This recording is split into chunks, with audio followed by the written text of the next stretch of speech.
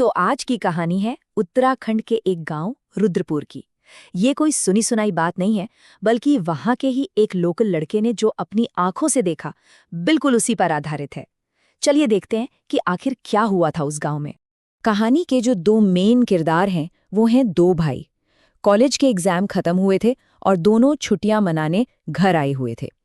उस रात की शुरुआत तो बड़ी नॉर्मल थी, लेकिन जल्द ही उन्हें कुछ ऐसा दिखा जिसने सब कुछ बदल कर रख दिया। कहानी का असली डर शुरू होता है पहली रात से, जब आधी रात को अजीब आवाजों और एक अनजानी सी मौजूदगी ने उन दोनों भाइयों को बुरी तरह डरा दिया था। तो रात के करीब 1:30 बज रहे थे। उनकी तंग सी गली से एक अजीब सी आवाज आई। अब जैसे कोई भी करता, वो दोनों बाहर देखने गए और उन्होंने जो देखा वो था जमीन पर ताजे खून के धब्बे। पहले तो लगा कि शायद कोई कुत्ता बिल्ली होगा, पर असल में ये तो बस उस खौफ की एक छोटी सी शुरुआत थी। वो अभी इस बारे में सोच ही रहे थे कि तभी जोर से धड़ाम की आवाज आई, वो भी उनकी अपनी छत से। ऐसा लगा जैसे कोई भारी चीज ऊपर कूदी हो। मतलब अब खतरा गली में नहीं, सीधा उनके घर के ऊपर था। अब हिम्मत करके दोनों भाई ऊपर की तरफ बढ़े। घर की वो जो तंग और अंधेरी सीढ़ियां थी ना, वहीं पर उनका सामना उस चीज से हुआ।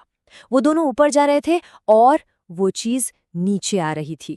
सबसे पहले उन्हें कुछ दिखाई नहीं दिया, बस किसी के जोर जोर से हाँफने की आवाज आई, जैसे कोई बहुत तेजी से भागकर आया हो और बुरी तरह थक गया हो। वो क्या था पता नहीं, पर वो वहीं था, बिल्कुल पास। फिर सीढ़ियों पर एक नीले रंग का जो 0 वॉट का बल्ब लगा था ना, उसकी हल्की सी रोशनी में एक बहुत बड़ी परछाई दिखाई दी। और वो परछाई ना तो किसी इंसान की थी और ना ही किसी जानवर की। उस भयानक शेप को देखकर दोनों भाइयों के तो होश ही उड़ गए। वो परछाई देखकर ही डर गए थे कि तभी उसके साथ एक गहरी गुर्राहट की आवाज भी आने लगी। बस इतना सुनना था कि दोनों भाइयों की रही सही हिम्मत भी टूट गई और वो भागकर सीधा अपने कमरे में घुस गए।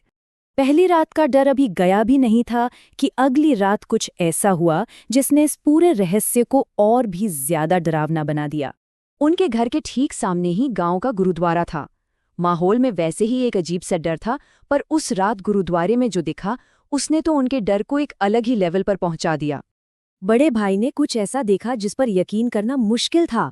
गुरुद्वारे की ऊंची दीवार जिस पर नुकीले कांच लगे होते हैं, उस पर एक लड़की बैठी थी, जहां बैठना लगभग नामुमकिन है, और उसके पैर गुरुद्वारे के आंगन की तरफ लटक रहे थे।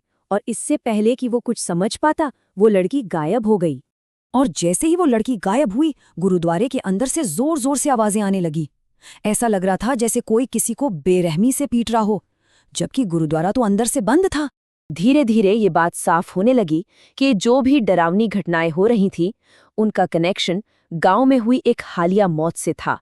और यहीं से इस कहानी ने एक बिल्कुल नया मोड़ ले लिया। गांव के ही एक आदमी थे, तरसेम लाल। कुछ ही वक्त पहले एक लंबी बीमारी की वजह से उनकी पत्नी की मौत हो गई थी, और अब ऐसा लग रहा था कि गांव में हो रही ये सारी की सारी अजीब घटनाएं इसी परिवार के इर्द गिर्द घूम रही हैं। अब जरा घटनाओं के इस क्रम को समझिए। पहले तरसीम लाल की पत्नी की मौत होती है, फिर उसकी बहन घर पर रहने आती है। इसके बाद ये अजीब घटनाएं और बढ़ जाती हैं।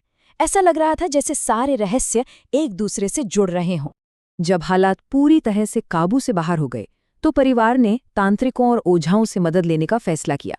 और यहीं से कहानी का सबसे हैरान करने वाला हिस्सा शुरू होता है। उन्होंने पाया कि मरी हुई पत्नी की आत्मा ने अपनी ही जिंदा बहन के शरीर पर कब्जा कर लिया था। वो औरत लगातार खुद को ही चोट पहुंचा रही थी, जैसे किसी ऐसी ताकत से लड़ रही हो जो किसी को दिखाई नहीं दे रही थी। जब झाड़ फूंक शुरू हुई, तो बहन के शरीर से उस मरी हुई पत्नी की आत्मा ने बात की, और उसने अपने ही पति पर एक ऐसा भयानक इल्जाम लगाया जिसे सुनकर वहां मौजूद हर कोई सन्न रह गया। पति ने इन सारे इल्जामों को झूठा बताया और कहा कि ये सब बकवास है। अब सोचिए, एक तरफ मरी हुई पत्नी की आत्मा का दावा था और दूसरी तरफ जिंदा पति का इनकार। मामला और भी ज्यादा उलझ गया। रुद्रपुर की ये घटना अपने पीछे कई सवाल छोड़ जाती है। एक ऐसा संघर्ष जो दुनिया के पार का है, और एक ऐसा रहस्य जो शायद आज तक सुलझ नहीं पाया है। आध्यात्मिक जानकार कहते हैं कि हर इंसान के आसपास एक एनर्जी की शील्ड होती है, जिसे ऑरा कहते हैं।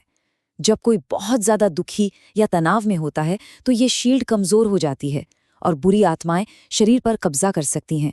शायद उस बहन के साथ भी यही हुआ था। और ये लड़ाई अभी खत्म नहीं हुई है। इतनी कोशिशों के बाद भी उस बहन को आत्मा से आज़ाद कराने की कोशिश आज भी जारी है। ऐसा लगता है जैसे वो आत्मा अपनी अनकही कहानी को दुनिया के सामने लाने के लिए लड़ रही है। रुद्रपुर की ये कहानी हमें सोचने पर मजबूर कर देती है। क्या मौत के बाद भी कुछ बातें, कुछ सच अनकहे रह जाते हैं? और क्या आत्माएं वाकई अपना सच बताने के लिए इस दुनिया में लौट कर आती हैं?